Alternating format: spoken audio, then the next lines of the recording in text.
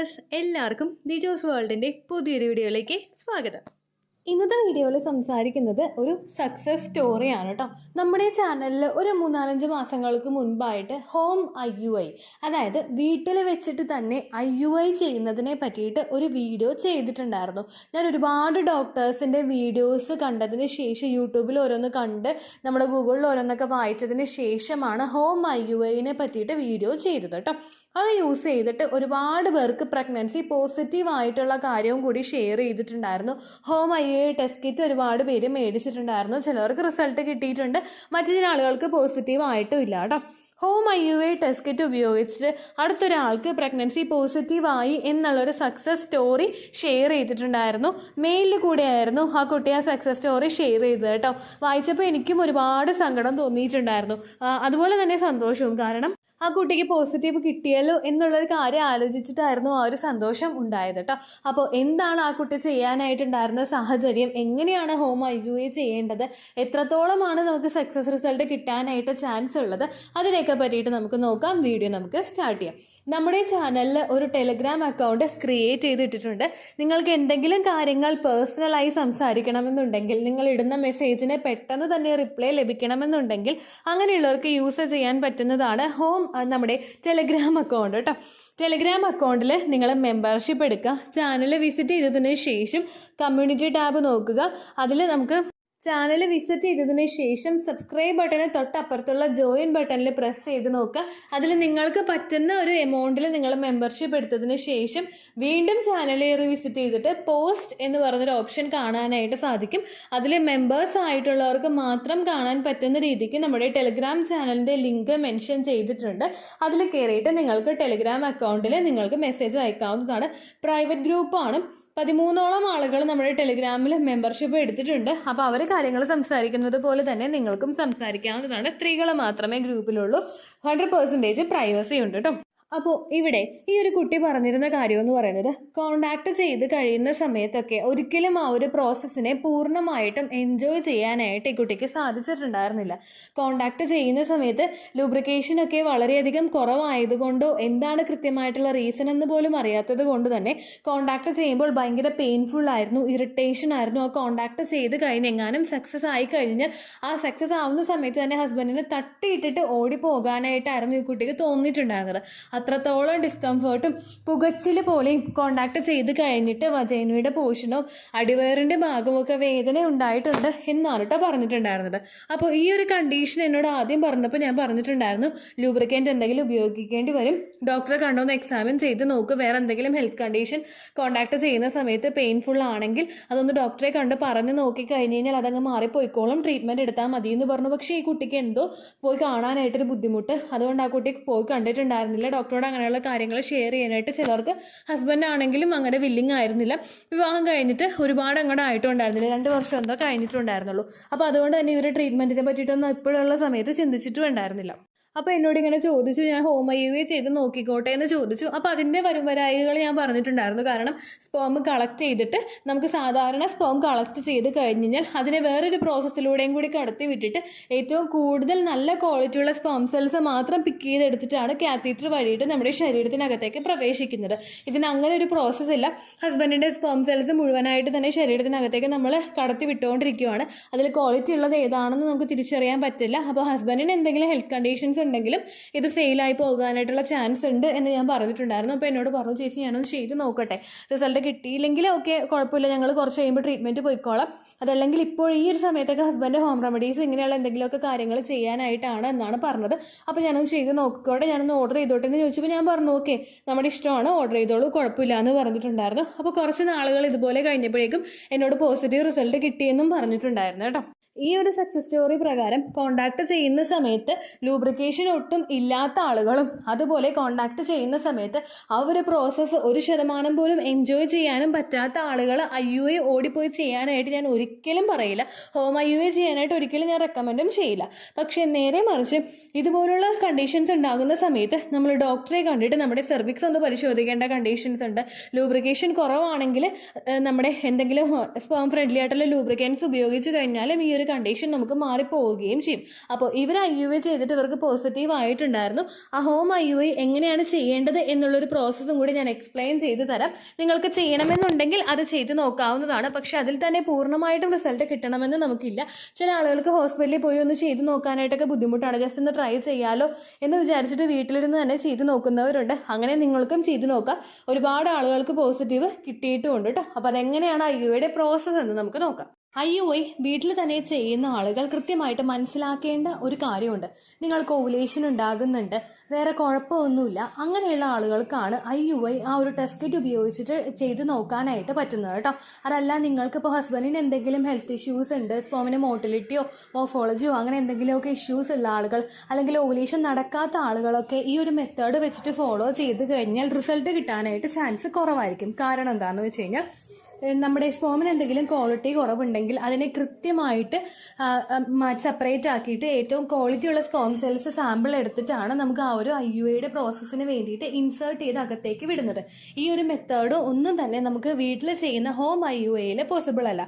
അതിൽ നമ്മൾ ചെയ്യുന്നത് സ്പോം സാമ്പിൾ കളക്ട് ചെയ്യുക, ഒരു കാത്തീറ്റർ വഴി അത് നമ്മൾ കളക്ട് ചെയ്തിട്ട് നമ്മുടെ വജൈനയുടെ അകത്തേക്ക് ഇൻസേർട്ട് ചെയ്ത് വിടുക, ഇതാണ് ചെയ്യുന്നത്. അതിലവിടെ വേറെ നല്ല ക്വാളിറ്റി ഉള്ളത് സെപ്പറേറ്റ് ആക്കി വേർതിരിച്ചെടുക്കുന്ന മെത്തേഡ്സ് ഒന്നും ഇല്ലാത്തത് കൊണ്ട് തന്നെ ഹസ്ബൻഡിന് എന്തെങ്കിലും ഹെൽത്ത് ഇഷ്യൂസ് ഉള്ള ആളുകൾക്ക് ആ ഒരു മെത്തേഡ് ഫോളോ ചെയ്യാനായിട്ട് സാധിക്കില്ല.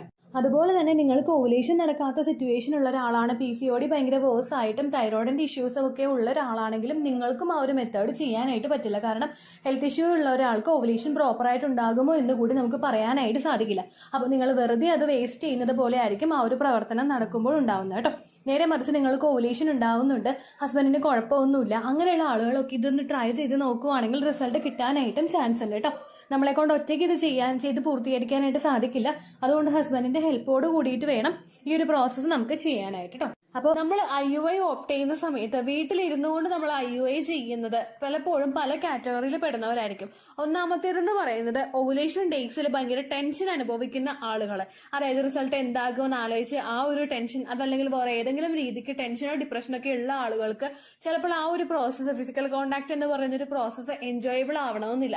അങ്ങനെയുള്ള സിറ്റുവേഷനിൽ അങ്ങനെയുള്ള ആളുകൾക്ക് ആർട്ടിഫിഷ്യൽ ഇൻസെമിനേഷൻ പ്രിഫർ ചെയ്യാവുന്നതേ ഉള്ളൂ കേട്ടോ.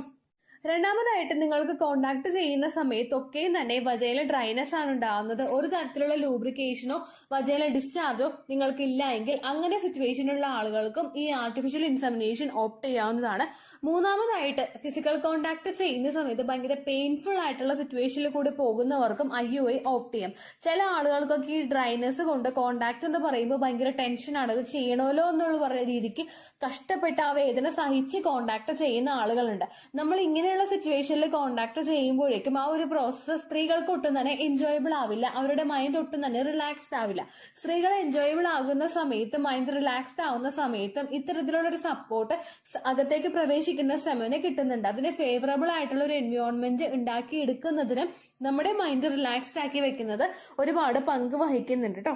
അപ്പോൾ പെയിൻഫുൾ ആയിട്ട് തോന്നുന്ന ആളുകൾക്ക് ഓപ്റ്റ് ചെയ്യാൻ പറ്റുന്ന ഒന്നാണ് ഈ ഹോം IUI എന്ന് പറയുന്നത്. നാലാമതായിട്ട് ലീക്കേജിന്റെ ടെൻഷൻ ഉള്ള ആളുകൾക്ക്, അതായത് സെർവിക്സിന്റെ അകത്തേക്കാണല്ലോ ഇത് പോകുന്നത്, അപ്പോൾ ഇനി അവിടെ നിന്ന് എത്തിയിട്ടില്ലേ, അല്ലെങ്കിൽ ലീക്കേജ് ആയി മുഴുവനും പോകുന്നുണ്ടല്ലോ, യൂട്രസിനകത്തോട്ട് ഇത് എത്തില്ലേ എന്നൊക്കെ ആലോചിച്ചിട്ട് വിഷമിക്കുന്ന ആളുകൾക്കൊക്കെ ഈ ഒരു മെത്തേഡ് ഓപ്റ്റ് ചെയ്യാവുന്നതേ ഉള്ളൂ കേട്ടോ. സാധാരണയായിട്ട് ഒരുപാട് IUI കിറ്റുകൾ നമുക്ക് ഓൺലൈനിൽ അവൈലബിൾ ആണ്. ചില മെഡിക്കൽ സ്റ്റോഴ്സ് വഴി നമുക്കത് കിട്ടുകയും ചെയ്യും. എന്നാൽ ചില സിറ്റുവേഷനിൽ നമുക്ക് ഓൺലൈനായിട്ട് ഫ്ലിപ്കാർട്ടിൽ നിന്നോ ആമസോണിൽ നിന്നോ ഹോം IUI കിറ്റ് നമുക്ക് മേടിക്കാവുന്നതേ ഉള്ളൂ കേട്ടോ. സെപ്പറേറ്റ് ആയിട്ട് പലതരത്തിലുള്ള കാറ്റഗറിയിൽ പ്രൊഡക്ട്സ് ഈ ഹോം IUI കിറ്റിൽ അവൈലബിൾ ആണ്. സാധാരണയായിട്ട് നമുക്ക് ഓൺലൈനിൽ അവൈലബിൾ ആകുന്ന IUI കിറ്റിനകത്ത് പലതരത്തിലുള്ള ഐറ്റംസ് ഇൻക്ലൂഡഡ് ആയിട്ടുണ്ട്. മെയിൻ ആയിട്ട് ഒരു IUI ചെയ്യാൻ വേണ്ടിയിട്ട് നമുക്ക് വേണ്ടുന്ന കുറച്ച് എസെൻഷ്യൽ ആയിട്ടുള്ള കാര്യങ്ങളുണ്ട്. ഒന്നാമത്തേത് സ്പോം കളക്ട് ചെയ്തെടുക്കാൻ വേണ്ടിയിട്ട് നല്ലൊരു സ്റ്റെറൈൽ ആയിട്ടുള്ള ഒരു കണ്ടെയ്നർ വേണം.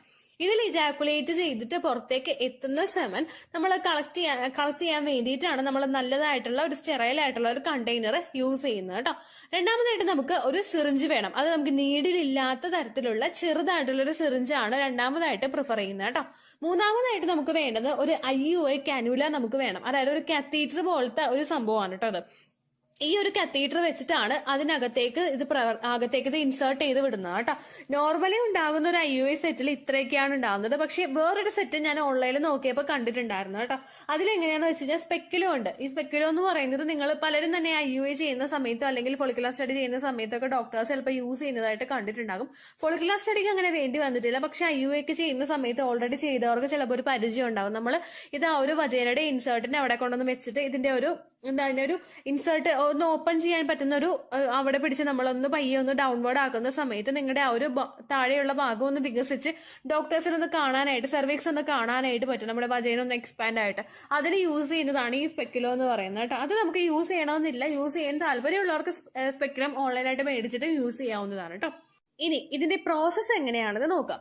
നമുക്ക് ഓവുലേഷൻ ഒക്കെ കൃത്യമായിട്ട് ഉണ്ടാകുന്നുണ്ട്, ഡിസ്ചാർജ് ഒക്കെ നമുക്ക് ഉണ്ടാകുന്നുണ്ട്, ഏകദേശം ഓവുലേഷൻ ആകുന്ന ടെസ്റ്റ് കിറ്റ് വെച്ചിട്ട് നമ്മൾ മസ്റ്റ് ആയിട്ട് ഈ ഒരു ദിവസം നമുക്ക് ഓവുലേഷൻ ഉണ്ടാകുന്നുണ്ടെന്ന് നമ്മൾ മനസ്സിലാക്കുന്നുണ്ടെങ്കിൽ ഈ സമയത്ത് ഹസ്ബൻഡ് ഇജാക്കുലേഷൻ നടത്തി തരുന്ന സെമൻ എടുത്തിട്ട് നമ്മളൊരു കണ്ടെയ്നറിലാക്കി സൂക്ഷിക്കാം.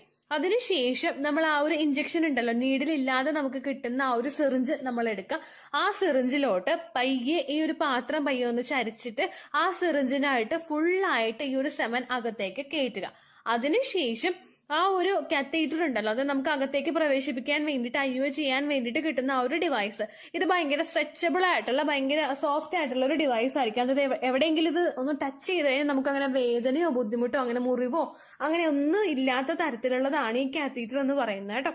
നിങ്ങൾ അപ്പോൾ ഈ സിറിഞ്ചിൽ എടുത്തിട്ടുള്ള ഈ സെമൻ ഈ സിറിഞ്ചും അതുപോലെ ഈ കത്തീറ്ററും തമ്മിൽ ഒന്ന് ഇൻസേർട്ട് ആക്കി വെക്കുക. യൂസർ മാനുവലൊക്കെ അതിനകത്ത് ഉണ്ടാവും. നമ്മൾ ജസ്റ്റ് ഒന്ന് ലോക്ക് ചെയ്ത് വെക്കുന്നത്, ഒരു പേനയ്ക്ക് നമ്മൾ മൂടിയിട്ട് വെക്കില്ലേ, അതുപോലെ ഇതൊന്ന് ലോക്ക് ചെയ്ത് വെക്കണം, അത്രേ ഉള്ളൂ. അതിനുശേഷം കംഫർട്ടബിൾ ആയിട്ടുള്ള ഒരു പൊസിഷനിൽ നമ്മൾ കിടക്കാം. നമുക്ക് ഒറ്റയ്ക്ക് ഇത് ചെയ്യാനായിട്ട് പറ്റില്ല. അത് നിങ്ങൾ ഏറ്റവും ആദ്യം മനസ്സിലാക്കണം. ഹസ്ബൻഡിന്റെ ഹെൽപ്പോട് കൂടി മാത്രമേ നമുക്കിത് ചെയ്യാനായിട്ട് പറ്റുള്ളൂ. ദെൻ നിങ്ങൾ കിടന്നതിന് ശേഷം നിങ്ങളുടെ 2 കാലും ബെഡിൽ ഇങ്ങനെ കുത്തി വെക്കുക. മാക്സിമം നമ്മൾ ആ ഒരു ഇടുപ്പിന് ഭാഗത്തായിട്ട് പില്ലോ വെച്ചിട്ട് മാക്സിമം നമ്മളൊന്ന് സ്ട്രെച്ച് ആക്കി വെക്കാനായിട്ട് നോക്കുക. ഈ കാലൊന്ന് വലിച്ച് നമ്മൾ വെക്കാനായിട്ട് നോക്കുക. അതിനുശേഷം പയ്യെ നമ്മുടെ ആ ഒരു വജൈനൽ ഹോളിൽ കൂടി നമുക്കിത് ഇൻസേർട്ട് ചെയ്യാവുന്നതേ ഉള്ളൂ. ഒരിക്കലും പെയിൻഫുൾ ആയിട്ടുള്ള ഒരു പ്രൊസീജിയർ അല്ല ഇത്. നമ്മൾ സാധാരണയായിട്ട് ആ ഒരു ഹോള് നമുക്ക് ഉണ്ടാവില്ല, ആ ഹോളിൽ കൂടി കടന്നു പോകാനും ഭാഗത്തിന് മാത്രമേ ഈ ഒരു കാത്തീറ്റർ ഉള്ളൂ. എവിടെയെങ്കിലും ഒന്ന് തട്ടിയാൽ പോലും നമുക്കൊരു മുറിവോ പോറലോ അങ്ങനെയൊന്നും ഈ കാത്തീറ്ററിൽ നമുക്ക് ഉണ്ടാവില്ല കേട്ടോ. അതിലോട്ട് പയ്യെ ഇൻസേർട്ട് ചെയ്ത് വെക്കുക. ഒരു 17 സെന്റിമീറ്ററിന്റെ ഒക്കെ ആയിരിക്കും ഈ ഒരു കത്തീറ്റർ എന്ന് പറയുന്നത്. അത് ഏകദേശം ഒന്ന് എൻഡ് എത്തുന്ന ഒരു സമയത്ത് നമുക്ക് മനസ്സിലാകും, ഹസ്ബൻഡിനെ ഫീൽ ചെയ്യുന്നത്. ആ ഹസ്ബൻഡ് അത് മനസ്സിലാകും, നമുക്ക് അത് ഒരു ഫീലിംഗ് നമുക്ക് ഉണ്ടാവും കേട്ടോ.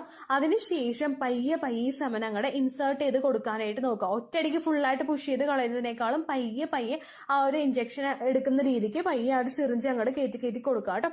അതിനുശേഷം നമുക്ക് ഈ ഒരു ഈ ഒരു പ്രൊസീജിയർ കഴിഞ്ഞു കഴിഞ്ഞാൽ ഒരു 15 മിനിറ്റ്സ് വരെ ആ ഒരു പൊസിഷനിൽ leg up the wall exercise ചെയ്തിട്ട് നിങ്ങൾക്ക് കിടക്കാവുന്നതാണ് കേട്ടോ.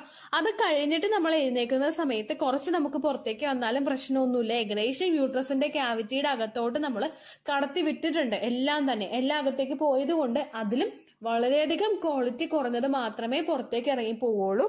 അതുകൊണ്ട് ആ പോകുന്നതിനെ പറ്റി ആലോചിച്ചിട്ട് നിങ്ങൾ ടെൻഷൻ ആവേണ്ട ആവശ്യമില്ല. ചിലപ്പോൾ ആ പോകുന്നത് ആ സെമന് ചുറ്റുമുള്ള ആ ഒരു ലിക്വിഡ് ആയിരിക്കും ചിലപ്പോൾ പോകുന്നത് കേട്ടോ. അങ്ങനെ ആ ഒരു പ്രോസസ്സിൽ നമുക്ക് കംപ്ലീറ്റ് ആയിട്ട് യൂട്രസിന്റെ ക്യാവിറ്റിയുടെ അകത്തേക്ക് ഇത് ഇൻസേർട്ട് ചെയ്ത് വെക്കാനായിട്ട് സാധിക്കും. ചെയ്യുന്ന സമയത്ത് മസ്റ്റ് ആയിട്ട് ശ്രദ്ധിക്കുക, നമ്മൾ പില്ലോ വെക്കണം, 15 മിനിറ്റ്സ് നമ്മൾ റെസ്റ്റ് എടുക്കണം. അത് ലെഗ് അപ്പ് ദ വോൾ എക്സസൈസിൽ കൂടി റെസ്റ്റ് എടുത്താലും നമുക്ക് അത്രയും നല്ലതാണ് കേട്ടോ. അപ്പോൾ കംപ്ലീറ്റ് ആയിട്ട് ഉള്ളിലോട്ട് പ്രവേശിക്കാനായിട്ട് ഇത് ഹെൽപ്പ് ചെയ്യും. സാധാരണയായിട്ട് ഈ ഒരു IUI കിറ്റ് മേടിക്കുമ്പോഴേക്കും നമുക്ക് 3-4 സെറ്റ് സിറിഞ്ചോ അതുപോലെ കാത്തീറ്ററും നമുക്ക് ചിലപ്പോൾ ഉണ്ടാകും. അതിനനുസരിച്ചിട്ട് നിങ്ങൾ യൂസ് ചെയ്യുക. ഒരു സൈക്കിളിൽ തന്നെ 3 തവണ യൂസ് ചെയ്യണമെന്നുള്ളവർ 3 തവണ ഇൻസേർട്ട് ചെയ്ത് വെക്കുക കേട്ടോ.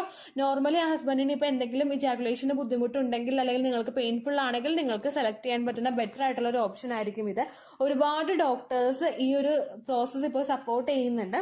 എന്തെങ്കിലും ഒരു സംശയം നിങ്ങൾക്കുണ്ടെങ്കിൽ ആർട്ടിഫിഷ്യൽ ഇൻസെമിനേഷൻ എന്നും പറഞ്ഞ് നിങ്ങൾ യൂട്യൂബിൽ സെർച്ച് ചെയ്ത് കഴിഞ്ഞാൽ ഒരുപാട് ഡോക്ടേഴ്സ് ഈ ഒരു വീഡിയോ സപ്പോർട്ട് ചെയ്തിട്ട് ഈ ഒരു സബ്ജക്ട് സപ്പോർട്ട് ചെയ്തിട്ട് ഒരുപാട് പ്രൊഡക്ട്സ് ഇൻട്രൊഡ്യൂസ് ചെയ്തിട്ട് വീഡിയോസ് അപ്ലോഡ് ചെയ്തിട്ട് നിങ്ങൾക്ക് കാണാനായിട്ട് സാധിക്കും. ആ ഒരു രീതിക്ക് നിങ്ങളിത് ചെയ്യാനായിട്ട് നോക്കാം കേട്ടോ. ഈ ഒരു എക്സസൈസ് നിങ്ങൾ ഈ ഒരു പ്രോസസ്സ് ചെയ്യുന്നതിന് മുൻപ് നിങ്ങൾക്ക് ഇപ്പോൾ സർവിക്സ് ഒക്കെ ഒന്ന് സ്ട്രെച്ച് ആകാൻ വേണ്ടിയിട്ട് ഒരു 15 മിനിറ്റ്സ് മാലാസന എക്സസൈസ് ഒക്കെ ചെയ്തിട്ട് റിലാക്സ് ആക്കിയിട്ട് നിങ്ങൾ കിടക്കാനായിട്ട് നോക്കുക. അതിനുശേഷം നിങ്ങൾക്ക് ഈ ഒരു മെത്തേഡ് ഫോളോ ചെയ്യാവുന്നത് ഉള്ളൂ കേട്ടോ. പ്രൊഡക്റ്റ് നിങ്ങൾക്ക് ബൈ ചെയ്യാനായിട്ട് താല്പര്യമുണ്ടെങ്കിൽ ലിങ്ക് ഞാനിവിടെ കൊടുത്തേക്കാം. ഫ്ലിപ്കാർട്ടിന്റെ ലിങ്ക് ഞാനിവിടെ ആഡ് ചെയ്ത് കൊടുത്തേക്കാം. ഇത് നിങ്ങൾ നോക്കിയിട്ട് യൂസ് ചെയ്യാനായിട്ട് പ്രത്യേകം ശ്രദ്ധിക്കുക കേട്ടോ. ഇത്രയേ ഉള്ളൂ വീഡിയോ. യൂസ്ഫുൾ ആയി കാണുമെന്ന് വിശ്വസിക്കുന്നു. യൂസ്ഫുൾ ആവുന്നുണ്ടെങ്കിൽ ലൈക്ക് ചെയ്യുക, ഫ്രണ്ട്സിനൊക്കെ ഷെയർ ചെയ്ത് കൊടുക്കുക കേട്ടോ. എന്തെങ്കിലും സംശയം ഉണ്ടെങ്കിൽ നിങ്ങൾ കമന്റ്സിൽ ചോദിക്കുക. പണ്ടത്തെ വീഡിയോയ്ക്ക് കമന്റ്സ് ഇടുന്നവർക്ക് റിപ്ലൈ ലഭിക്കുന്നില്ലെങ്കിൽ ലേറ്റസ്റ്റ് ആയിട്ട് ഞാൻ ഏത് വീഡിയോ ആണോ അപ്ലോഡ് ചെയ്യുന്നത് അതിന് താഴെ കമന്റ് ഒന്ന് കോപ്പി പേസ്റ്റ് ചെയ്യാനായിട്ട് ശ്രദ്ധിക്കുക കേട്ടോ. അതുപോലെ ഓവുലേഷൻ ഡേറ്റ് കാൽക്കുലേറ്റ് ചെയ്ത് തരാനായിട്ട് റിക്വസ്റ്റ് ചെയ്യുന്ന ആളുകൾ എത്രയാണോ സൈക്കിൾ ലെങ്ത് അത് മെൻഷൻ ചെയ്യാനായിട്ട് ശ്രദ്ധിക്കുക. സൈക്കിൾ ലെങ്ത് എന്നതുകൊണ്ട് ഉദ്ദേശിച്ചത് ഓരോ മാസവും എത്ര ദിവസം കൂടുമ്പോഴാണോ ബ്ലീഡിങ് വരുന്നത് അതാണ് സൈക്കിൾ ലെങ്ത്. കഴിഞ്ഞ മാസം ഒരു 8-ാം തീയതിയാണ് ബ്ലീഡിംഗ് ആയതെങ്കിൽ ഈ മാസം 6-ാം തീയതിയാണ് ബ്ലീഡിംഗ് ആയതെങ്കിൽ കഴിഞ്ഞ മാസം 8-ാം തീയതി മുതൽ ഈ മാസം 6-ാം തീയതി വരെ എത്ര ദിവസമുണ്ടോ അത് കാലണ്ടറിൽ എണ്ണി തിട്ടപ്പെടുന്നതാണ് നിങ്ങളുടെ സൈക്കിൾ ലെങ്ത്. സൈക്കിൾ ലെങ്ത് നമ്മൾ കൃത്യമായിട്ട് കാൽക്കുലേറ്റ് ചെയ്യുകയാണെങ്കിൽ ഓവുലേഷൻ ഡേറ്റ് എളുപ്പത്തിൽ കണ്ടുപിടിക്കാൻ വേണ്ടിയിട്ട് ഒരുപാട് ആപ്ലിക്കേഷൻസും ഒരുപാട് ഓൺലൈൻ ആയിട്ടുള്ള വെബ്സൈറ്റുകളും ഇന്ന് നമുക്ക് അവൈലബിൾ ആണ്. പ്ലേ സ്റ്റോറിൽ പോയിട്ട് ഓൺലൈൻ ഓവുലേഷൻ ട്രാക്കർ എന്ന് ടൈപ്പ് ചെയ്ത് കഴിഞ്ഞാൽ നിങ്ങൾക്ക് അതുമായിട്ട് ബന്ധപ്പെട്ടിട്ടുള്ള ആപ്ലിക്കേഷൻസ് കിട്ടും. അത് പറ്റുന്നില്ല എങ്കിൽ ഗൂഗിളിൽ പോയിട്ട് ഓൺലൈൻ ഓവുലേഷൻ കാൽക്കുലേറ്റർ എന്ന് ടൈപ്പ് ചെയ്ത് കഴിഞ്ഞാൽ അതുമായിട്ട് ബന്ധപ്പെട്ടിട്ടുള്ള വെബ്സൈറ്റുകൾ നിങ്ങൾക്ക് കിട്ടും. അതിൽ നിങ്ങളുടെ ലാസ്റ്റ് മന്തിലെ മെൻസ്ട്രേഷന്റെ ഡേറ്റും ഒപ്പം ഞാൻ ഈ പറഞ്ഞ രീതിക്ക് നിങ്ങൾ കാൽക്കുലേറ്റ് ചെയ്യുന്ന സൈക്കിൾ ലെങ്ത്തും എൻ്റർ ചെയ്ത് കൊടുക്കുകയാണെങ്കിൽ നിങ്ങൾക്ക് കൃത്യമായിട്ട് ഓവുലേഷൻ ഡേറ്റ് കണ്ടുപിടിക്കാനായിട്ട് സാധിക്കും. ഫെർട്ടൈൽ ടൈം പീരീഡും നിങ്ങൾക്ക് കിട്ടും. അതായത് എത്ര ദിവസം മുതൽ കോണ്ടാക്ട് ചെയ്ത് തുടങ്ങിക്കഴിഞ്ഞാൽ നിങ്ങൾ പ്രഗ്നന്റ് ആകും എന്നുള്ളൊരു ഡേറ്റും നിങ്ങൾക്ക് പ്രോപ്പർ ആയിട്ട് കിട്ടും കേട്ടോ. ഇത് കാൽക്കുലേറ്റ് ചെയ്യുന്ന സമയത്ത് സൈക്കിൾ ലെങ്ത് കാൽക്കുലേറ്റ് ചെയ്യുന്ന സമയത്ത് നിങ്ങളുടെ ആ ഒരു കലണ്ടറിൽ നോക്കി തന്നെ നിങ്ങൾ കാൽക്കുലേറ്റ് ചെയ്യുക. പല മാസങ്ങളിലും 30-31 ദിവസമുണ്ട്, അതുകൊണ്ടാണ് അങ്ങനെ പറഞ്ഞത്. ഒപ്പം നിങ്ങൾക്ക് ബ്ലീഡിംഗ് തുടങ്ങിയ ദിവസത്തിന് വേണം നിങ്ങൾ ഡേ 1 ആയിട്ട് എടുക്കാൻ വേണ്ടിയിട്ട്. സ്പോട്ടിംഗ് തുടങ്ങിയ ദിവസത്തിനെ, അതായത് ചെറുതായിട്ട് ഡിസ്ചാർജ് പോയി തുടങ്ങിയ ദിവസത്തിനെ നിങ്ങൾ കൺസിഡർ ചെയ്യേണ്ട ആവശ്യം ഇല്ല കേട്ടോ. അപ്പൊ ഇത്രയേ ഉള്ളൂ വീഡിയോ. അടുത്തൊരു വീഡിയോ ആയിട്ട് നമുക്ക് വീണ്ടും കാണാം. ബൈ.